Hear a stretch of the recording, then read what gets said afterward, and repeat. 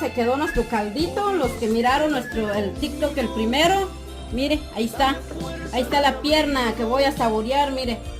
Y el caldito así, mire, zanahoria, papas, un bisquil o un chayote, como lo llama, una tortilla calientito, mire, le eché cebolla, cilantro, chile y limón, una tortilla bien calientito, mire.